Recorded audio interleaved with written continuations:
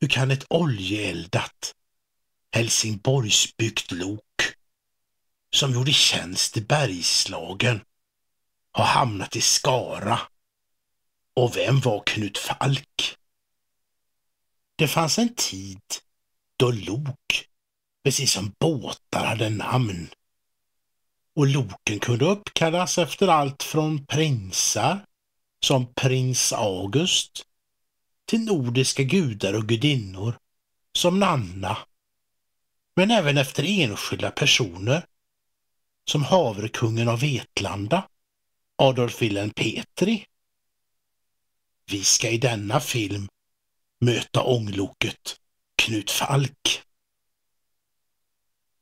Hällefors, Fredriksbergs järnväg, som du en gång ägdes av, hade ett flertal ånglok med namn som Fredriksberg, Sebastian Grave, Strömsdal, Hans Olsson Ström och Knut Falk.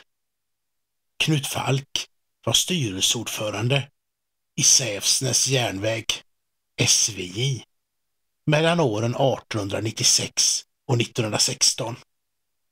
Han var även verkställande direktör vid Gravendalsverken och en kraft bakom tillkomsten av vagn- och maskinfabriksaktiebolaget i Falun, det som senare kom att bli ASJ Falun. Så var han riksdagsledamot i första kammaren också under 6 år. Det var i förra sekelskiftet det. Men så år 1918 drog han sitt sista andetag. Dock vid en för tiden mycket aktningsvärd ålder av dryga 81 år. Och 1920 byggdes loket som ännu idag bär hans namn. Nära 33 ton tungt.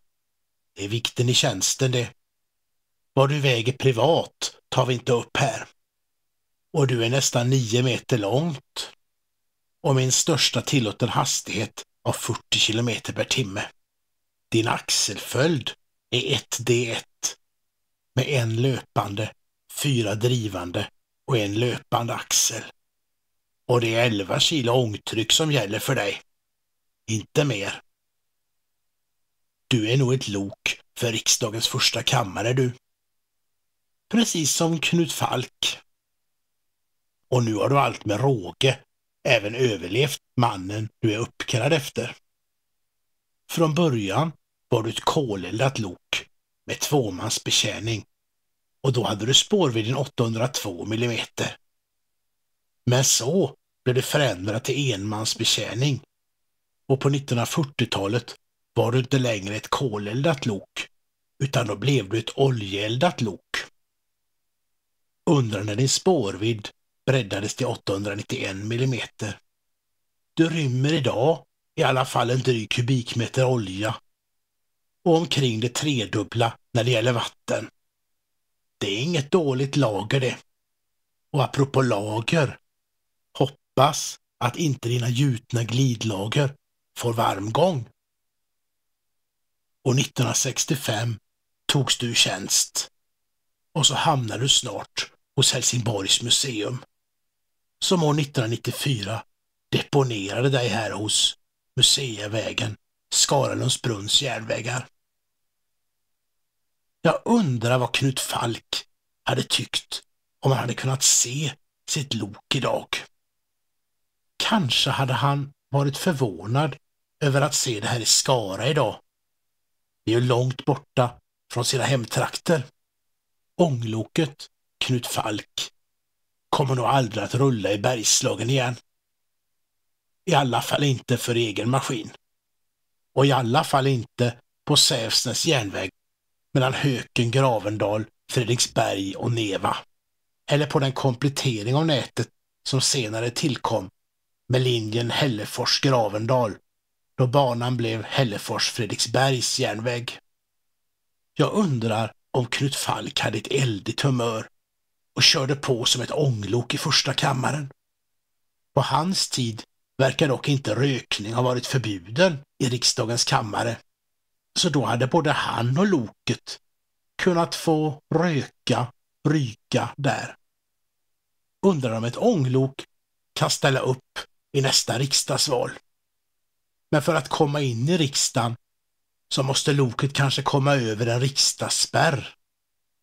En spårspärr kanske, för spårvidd 1435 mm. 1435 hade ju passat väldigt bra just för en spärr, eftersom år 1435 sägs ju Sveriges första riksdag ha varit.